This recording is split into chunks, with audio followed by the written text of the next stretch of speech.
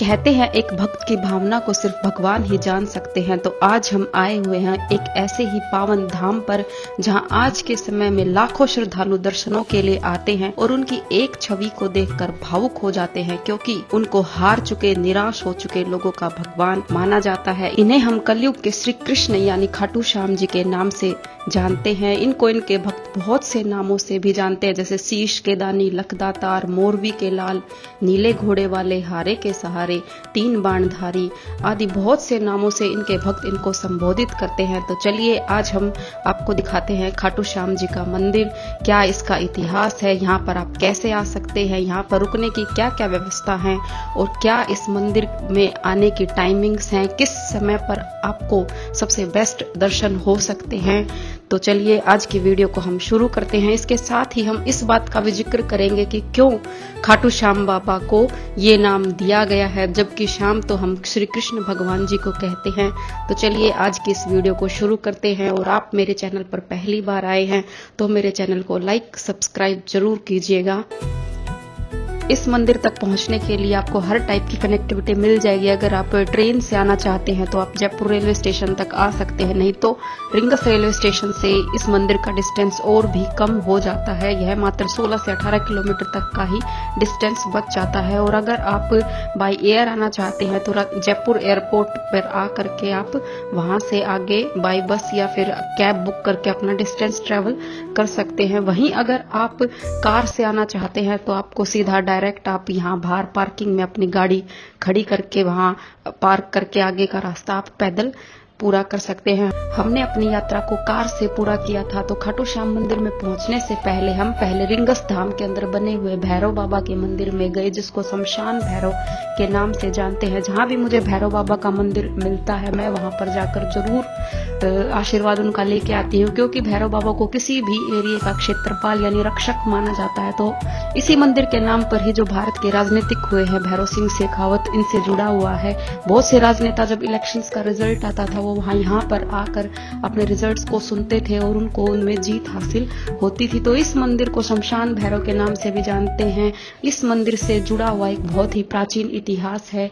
आप अगर इससे रिलेटेड वीडियो देखना चाहते हैं तो आप मेरे चैनल पर जाकर के भैरव बाबा की ये वीडियो देख सकते हैं। भैरव बाबा का आशीर्वाद लेने के बाद इसके बाद हम रिंगस धाम के अंदर गए, जहां पर एक 400 वर्ष पुराना एक प्राचीन मंदिर बना हुआ है जो खाटू श्याम से ही जुड़ा हुआ है। इसका भी बहुत ही एक प्राचीन इतिहास रहा है। और क्यों ये मंदिर इतना इम्पोर्टेंट है, बहुत सारे भक्त जिनके इष्ट देवता खाटू श्याम रहे हैं या फिर जो काफी सालों से खाटू श्याम की तपस्या कर रहे हैं, उनकी आराधना कर रहे हैं, वो हमेशा इसी मंदिर से ही अपनी निशान यात्रा निकालते हैं और 16 किलोमीटर तक की पैदल यात्रा को यहीं से ही पूरा करते हैं। इससे जुड़ा हुआ इतिहास जानने के लिए आप मेरे साथ वीडियो में बने रहें। जब मैं इस की कहानी का वर्णन करूंगी तो आपको इसके बारे में भी पता चल जाएगा। यहाँ पर बैठ के हमने बहुत ही अच्छे से दर्शन किए। जब यहाँ पर आरती हो रही थी उसी टाइम पर हम पहुंचे थे, तो हम यहाँ पर आराम से बैठ के हमने दर्शन किए। हमने पुजारी जी से इनके इस मंदिर के इतिहास के बारे में जाना और अभी 2025 में जो फागुन मेला आने वाला है उससे जुड़ी हुई जानकारी भी हमने पंडित जी से हासिल की थी। ऊपर दिए गए आई बटन पर क्लिक करके आप रिंगस धाम मंदिर से जुड़ा हुआ इतिहास पुजारी जी के मुख से स्वयं सुन सकते हैं और आप उस वीडियो को देख सकते हैं। अगर आपको मेरी वीडियो पसंद आई तो मेरे चैनल को लाइक और सब्सक्राइब जरूर कीजिए। यहाँ पर दर्शन करने के बाद हम इसके बाद आगे पहुँचते हैं। मैं खड़ी हुई हूँ खाटू श्याम के तोरण द्वार के ऊपर। यहाँ से पीछे से ही पार्किंग बिल्कुल बंद कर दी गई है। आपको पीछे से ही यहाँ तक पैदल आना पड़ेगा। था आप यहाँ से ऑटो या फिर ई रिक्शा बुक कर सकते हैं और वो आपको नियरेस्ट जो डिस्टेंस है वहां तक छोड़ देंगे। ज्यादातर डिस्टेंस आपको यहाँ पर पैदल ही कवर करना पड़ेगा और बहुत से भक्त, लगभग सभी भक्त आपको यहाँ पर नंगे पैर ही चलते दिखाई देंगे। कुछ यहाँ पर श्रद्धा भावना है। वहीं मेरे को एक चीज जो यहाँ पर लगी कि जो यहाँ का एंट्री का गेट है और जो एग्जिट का गेट है दोनों अलग अलग हैं। तो श्रद्धालुओं को चप्पल निकालने की जगह की कोई प्रॉपर व्यवस्था नहीं है ताकि वो एग्जिट गेट से ही अपनी चप्पलों को ले सके, तो वो एक तरीके से बाहर ही अपनी चप्पलों को निकाल करके आते हैं और यहाँ पूरा रास्ता ऐसे पैदल और नंगे पैर ही कवर करते हैं। जो यहाँ पर काफी समय से आते हैं उनको शायद कुछ जगह को पता है कि जिससे उनको कम डिस्टेंस ट्रेवल करना पड़े। मंदिर कमेटी को मेरे हिसाब से इससे रिगार्डिंग कुछ न कुछ बंदोबस्त करने चाहिए, वरना यहाँ की बाकी सभी व्यवस्थाएं मुझे बहुत ही अच्छी लगी, क्योंकि हर हफ्ते यहाँ पर 2 लाख श्रद्धालु दर्शन करने के लिए आते हैं। यहाँ पर बिल्कुल भी भीड़ नहीं होती। हर एक ज्यादा से ज्यादा आपको यहाँ पर दर्शन 1 घंटे के अंदर हो जाएंगे। ये मैं तब की बात कह रही हूँ जब बहुत ही ज्यादा यहाँ पर भीड़ है, वरना आपको यहाँ पर आने के बाद किसी भी तरीके की कोई परेशानी नहीं होगी। आपको यहाँ पर हर तरीके की खाने की व्यवस्था मिल जाएगी। खाटू श्याम जी को चढ़ाया जाने वाला प्रसाद, लड्डू, पेड़े, चूरमा या फिर जो भी चीज उनको पसंद है वो आप यहाँ पर सभी दुकानों पर आपको हर तरीके के रेट पर अवेलेबल मिल जाएगा। वो आप खरीद सकते हैं, श्याम जी को चढ़ा सकते हैं और अपने घर पर भी लेके जा सकते हैं। वहीं बहुत सारे भक्त खाटू श्याम जी को श्रद्धा पूर्वक इत्र, गुलाब के फूल, नारियल, निशान और मोर पंख अर्पित करते हैं, तो वो भी आपको यहाँ पर जगह जगह मिल जाएंगे। आप बिल्कुल लाइन में लगकर भी इन चीजों को खरीद सकते हैं। आपको किसी भी तरीके की कोई समस्या नहीं होगी कि हमें घर से ही सब कुछ लेके आना पड़ेगा। यहाँ पर हर चीज आपको मिलेगी। वहीं रहने की व्यवस्था की मैं बात करूँ तो यहाँ पर धर्मशाला से लेकर के 3 स्टार होटल तक आपको मिल जाएंगे। सबका रेट अलग अलग वेरी करता है। जब यहाँ पर कुछ धर्मशालाएं ऐसी हैं जो आपको यहाँ पर फ्री में रहने की भी जगह देंगी, और जैसी आपकी सहूलियत है, जैसा आपका बजट है, उस बजट के अकॉर्डिंग यहाँ पर 500 से 5000 तक के रूम आपको हर तरीके के यहाँ पर मिल जाएंगे। यहाँ से आप खाटू श्याम जी की कुछ निशानगिरी लेकर जाना चाहते हैं तो यहाँ पर आपको गाड़ियों में रखने के लिए, घरों में रखने के लिए हर तरीके के खाटू श्याम जी के चिन्ह मिल जाएंगे। वो आप यहाँ पर खरीद सकते हैं। वहीं यहाँ पर मुझे जो चीज बहुत अच्छी लगी वो है यहाँ पर राजस्थान की प्रसिद्ध लाख की चूड़ियां, वो भी आप यहाँ से खरीद सकते हैं। यहाँ से आप इत्र भी अपने घर पर लेकर के जा सकते हैं। खाटू श्याम जी को हारे का सहारा वही सेठों का सेठ कहा जाता है। मतलब हार चुके, निराश हो चुके, थक चुके लोगों से लेकर के जो बड़े से बड़े बिजनेसमैन है, बड़े से बड़ा अमीर आदमी है, वो बाबा के दरबार में आकर मत्था टेकते हैं। यहाँ पर जो भी आता है वो कभी भी खाली हाथ नहीं जाता है। खाटू श्याम जी उनकी हर मनोकामना को पूर्ण करते हैं, ऐसा उनको श्री कृष्ण जी ने वरदान दिया था। और जो भी यहाँ पर आता है वो खाटू नरेश का हो करके रह जाता है। यहाँ पर बहुत से श्रद्धालु हर महीने बाबा जी के लगातार दर्शन करने के लिए आते हैं, और बहुत से भक्त यहाँ पर पैदल निशान यात्रा भी निकालते हैं, मन्नतें मांगते हैं कि हमारे भगवान हमारी ये मन्नत पूरी कर दो, हम आपके निशान यात्रा निकालेंगे। तो यहाँ एक तरीके से कल्ट बन चुका है, क्रेज बन चुका है। 2000 के आसपास जहाँ पर हजारों की संख्या में यहाँ पर श्रद्धालु आते थे, आज के समय में ये संख्या लाखों करोड़ों तक पहुंच चुकी है। लक्खी मेला या फिर फागुन मेला जो यहाँ पर लगता है, यहाँ पर करोड़ों की संख्या में भक्त यहाँ पर उनके दर्शन करने के लिए आते हैं। तो कैसे गदाधारी भीम के पोते को श्री कृष्ण जी ने अपने नाम से जाने जाने का वरदान दिया, क्यों इनको शीश के दानी, लखदातार, हारे का सहारा, 3 बाणधारी नाम से संबोधित किया जाता है, इसके बारे में मैं आपको बताती हूँ। इनका वास्तविक नाम बर्बरीक था और ये घटोत्कच और अहिल्यावती, जिनको कामकंटका भी कहते हैं, उनके पुत्र थे। और ये बहुत ही वीर और पराक्रमी थे और इनका लालन पोषण इनकी दादी हिडिंबा ने किया था। वहीं अपनी माँ के कहने पर इन्होंने माँ आदि शक्ति यानी दुर्गा की तपस्या की थी और उन्होंने बहुत सी अमोघ शक्तियां प्राप्त की और विभूति विद्या भी उन्होंने प्राप्त की थी। वहीं भगवान शिव की आराधना करके इन्होंने उनसे 3 अमोघ बाण प्राप्त किए थे। आपने बहुत सी गाड़ियों में अलग अलग जगह इस चिन्ह को देखा होगा कि एक धनुष के ऊपर 3 बाण दिखाई देते हैं। तो ये वो 3 अमोघ बाण भगवान शिव ने इनको दिए थे और इनके अंदर बहुत ही अमोघ शक्तियां बताई जाती है कि सिर्फ एक बाण के वार से ही ये पूरा युद्ध पलट सकते थे और किसी भी बड़ी से बड़ी सेना को ये हरा सकते थे। और वही जो धनुष, चमत्कारी धनुष है, वो इनको अग्निदेव ने दिया था, इसलिए इनको 3 बाणधारी के नाम से जाना जाता है। जब महाभारत का युद्ध कंफर्म हो जाता है और कौरवों और पांडवों की सेना कुरुक्षेत्र के अंदर पहुंच जाती है तो ये भी यौवन अवस्था में ही क्षत्रिय धर्म का पालन करते हुए युद्ध के अंदर भाग लेने के लिए अपने नीले घोड़े पर सवार होकर चल पड़ते हैं। तब इनकी माँ इनसे 2 वचन लेती है और कहती है कि तुम हारे का सहारा बनोगे, मतलब जो पक्ष हार रहा होगा तुम उसकी मदद करोगे, इसलिए इनको हारे का सहारा कहा जाता है। वही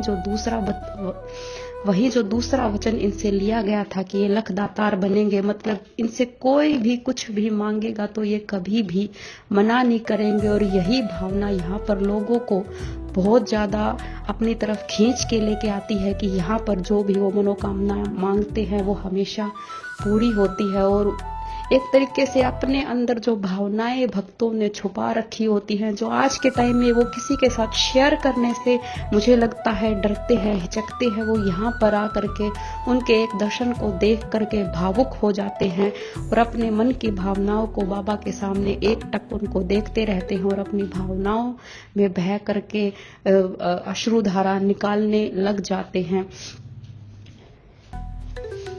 जब श्री कृष्ण जी को उनकी इस वरदान के बारे में पता चला तो वो एक ब्राह्मण का वेश धारण करके इनकी परीक्षा लेने के लिए आते हैं और एक परीक्षा के स्वरूप में इनको एक पीपल के पेड़ के सभी पत्तों को भेदने के लिए कहते हैं। इन्होंने अपना एक बाण चढ़ाया और एक ही बाण से पेड़ के सभी पत्तों को भेद डाला और वही जो एक पत्ता श्री कृष्ण जी ने अपने पैर के नीचे छुपा कर रखा हुआ था, उन्होंने भी वो तीर उनके चारों तरफ घूमने लगा और श्री कृष्ण जी से बोले कि अपने पैर को हटा लीजिए, एक पत्ता आपके पैर के नीचे अब भी छुपा हुआ है।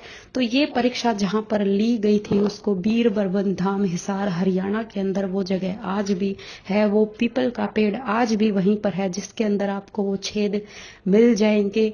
तो उनकी इस पराक्रम को देखकर, उनकी इस साहसिक कार्य को देखकर श्री कृष्ण जी ने सोचा कि अब ये किस पक्ष की तरफ से युद्ध लड़ेंगे। तो उन्होंने कहा कि मैं तो हारे का सहारा हूं, जो पक्ष हार रहा होगा मैं उसी का तरफ साइड लूंगा। तो ऐसे तो युद्ध किसी भी निर्णय तक नहीं पहुंच पाता और आखिर में सिर्फ बर्बरीक ही बच जाते, क्योंकि जब कौरव हार रहे होते तो वो कौरवों की तरफ हो जाते और जब पांडव हार रहे होते तो वो पांडवों की तरफ हो जाते। तो एक तरीके से इस चीज को कंक्लूड करने के लिए, इसका सॉल्यूशन निकालने के लिए उन्होंने बर्बरीक से शीश का दान मांग लिया और उनको अपना विराट स्वरूप के दर्शन कराए। तो बर्बरीक ने बिना किसी संकोच के एक त्याग और समर्पण की भावना के साथ अपने शीश को निसंकोच, बिना किसी संकोच के दान में दे दिया और तलवार से अपना सिर अपने धड़ से अलग कर दिया। इस तरीके से उनको शीश के दानी कहा गया। उनसे बड़ा दातार, उनसे बड़ा दानी आज के समय में किसी को भी नहीं माना जाता है। लेकिन बर्बरीक तो इस युद्ध में भाग लेने के लिए आए थे, इस युद्ध को देखने के लिए आए थे। तो जब उन्होंने श्री कृष्ण जी से अपनी अंतिम इच्छा जाहिर की तो श्री कृष्ण ने उनके शीश के ऊपर अमृत छिड़क के उसको जीवित कर दिया और उनको जो हिसार चुलकाना धाम है हरियाणा के अंदर, वहां पर जाकर के रख दिया, जहां पर वो पूरे युद्ध को देख सके और सिर्फ वही है जिन्होंने इस युद्ध को अपनी आंखों से देखा था। तो जब महाभारत का युद्ध समाप्त हो जाता है, पांडव जीत जाते हैं, तो उन सभी के अंदर अभिमान आ जाता है कि हमने सबसे ज्यादा पराक्रम दिखाया और वो आपस में बहस करने लग जाते हैं। और इसी बहस को कंक्लूड करने के लिए वो श्री कृष्ण जी के पास जाते हैं। तब श्री कृष्ण जी कहते हैं कि इसका निर्णय सिर्फ वही कर सकता है जिसने इस युद्ध को अपनी आंखों से देखा है, और वो उनको बर्बरीक के पास ले करके जाते हैं। तो बर्बरीक कहते हैं कि ना तो मैंने अर्जुन के बाण चलते हुए देखे और ना ही मैंने किसी के ऊपर गदा का भीम के द्वारा प्रहार किया हुआ देखा, मैंने तो सिर्फ एक सुदर्शन चक्र देखा जो पूरे कुरुक्षेत्र के रण में घूम रहा था और सभी अधर्मियों का नाश करने लग रहा था। उनकी इस बात से खुश होकर, प्रसन्न होकर श्री कृष्ण जी उनको वरदान देते हैं कि कलयुग में तुम्हें मेरे नाम से ही जाना जाएगा और तुम्हें श्याम जी के नाम से ही संबोधित किया जाएगा। तो यही वजह है कि बर्बरीक का नाम आज के टाइम पे श्याम जी के नाम से जाना जाता है। और ये कह करके उन्होंने उनके शीश को रूपावती नदी के अंदर प्रवाहित कर दिया। ये रूपावती नदी आज के समय में राजस्थान के अंदर बहती है। तो जब द्वापर युग समाप्त हो जाता है, कलयुग आ जाता है, तो कुछ सालों तक किसी को भी इस चीज के बारे में पता नहीं होता। तो एक चरवाहा ऐसे ही अपनी गायें चराने लग रहा था और एक जगह पर जाकर के एक गाय अपने आप ही उसके थनों में से दूध निकलने लग जाता है। तो सभी को इस चीज पर अचंभा होता है और वो उस जगह को खुदवाते हैं। तो 30 फीट तक खोदने के बाद एक शीश निकलता है और ये शीश खाटू नाम के नगर में निकला था, तो इसलिए इनको खाटू श्याम जी या फिर खाटू वाले श्याम जी के नाम से जाना जाता है। वहीं उसी समय पर तत्कालीन जो वहां के राजा थे रूप सिंह चौहान और उनकी पत्नी नर्मदा कंवर को सौपन में दिखाई दिया कि उनके शीश को निकाला जाए और एक मंदिर बनाया जाए।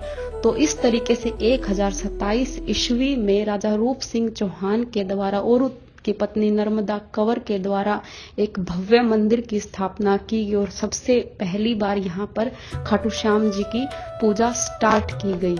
लेकिन जैसे जैसे समय बीतता गया, शासन चेंज हुए, तो औरंगजेब का जब दौर आया था तो उन्होंने पश्चिमी भारत के या फिर भारत के जितने भी मंदिर हैं उनको तोड़ना शुरू किया था। तो वो यहाँ पर भी आए थे, तो तब उनके शीश को बचाने के लिए हमेशा लोगों ने हमेशा धर्म की रक्षा की है।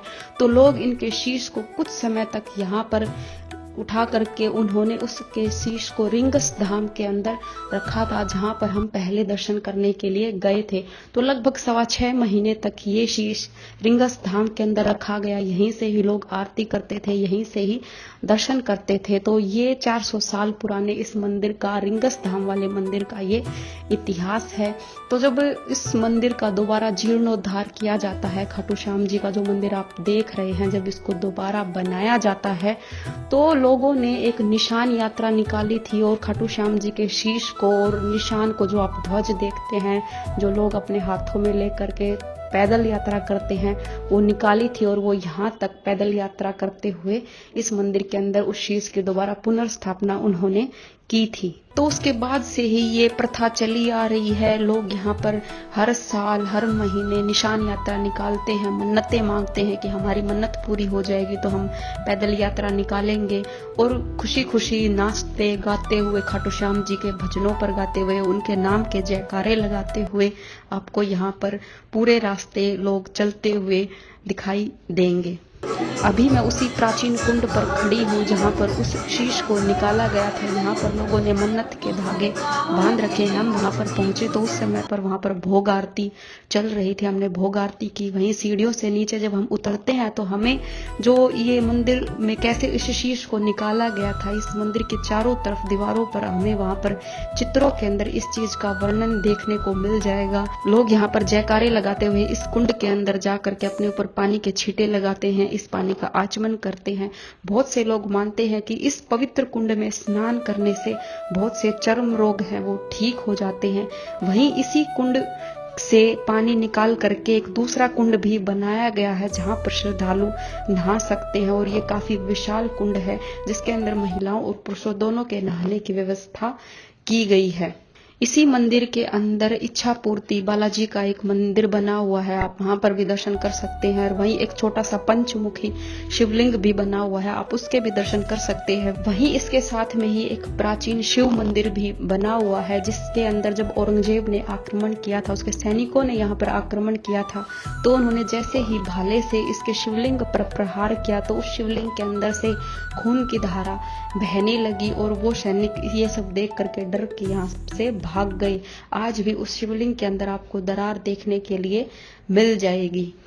प्राचीन कुंड के दर्शन करने के बाद हम उन्हीं श्रद्धालुओं भक्तों जो किसी न किसी आस के साथ खाटू श्याम जी के दरबार में आए हुए हैं कि हमारी ये मनोकामना पूरी होगी, उन्हीं भक्तों के अंदर हम भी शामिल हो जाते हैं कि हमारा भी ये छोटा सा चैनल है, ये ज्यादा से ज्यादा ग्रो करेगा। अगर आपको मेरी ये वीडियो अच्छी लगी है तो प्लीज मेरे चैनल को लाइक और सब्सक्राइब जरूर कीजिए। आपका एक छोटा सा सब्सक्राइब मुझे बहुत ही ज्यादा सपोर्ट करेगा, और ऐसी ही धार्मिक और ऐतिहासिक जगहों या फिर घूमने फिरने की जगहों से रिलेटेड वीडियो आप देखना चाहते हैं और घूमने के साथ साथ उससे जुड़ा हुआ इतिहास भी आप जानना चाहते हैं तो मेरे चैनल को जरूर और लाइक और सब्सक्राइब कीजिए।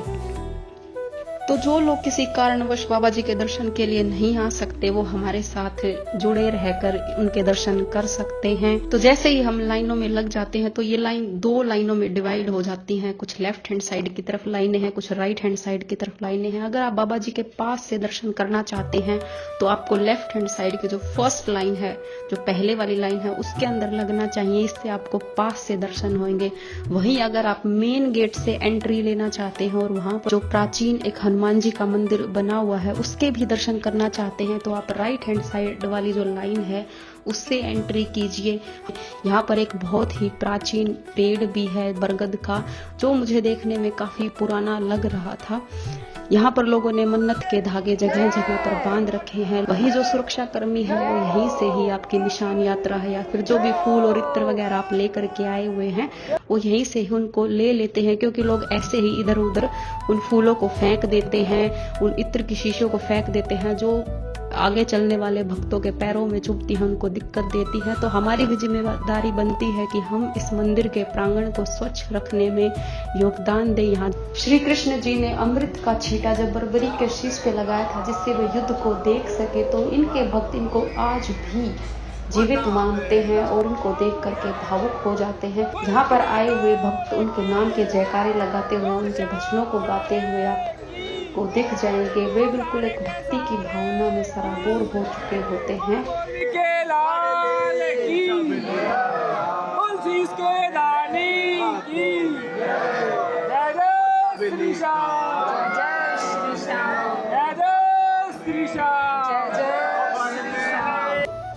हमने यहाँ पर बहुत ही अच्छे तरीके से खाटू श्याम जी के दर्शन किए और जो प्राचीन हनुमान मंदिर है उसके भी दर्शन किए। आप भी अपनी मनोकामनाएं मांग लीजिए।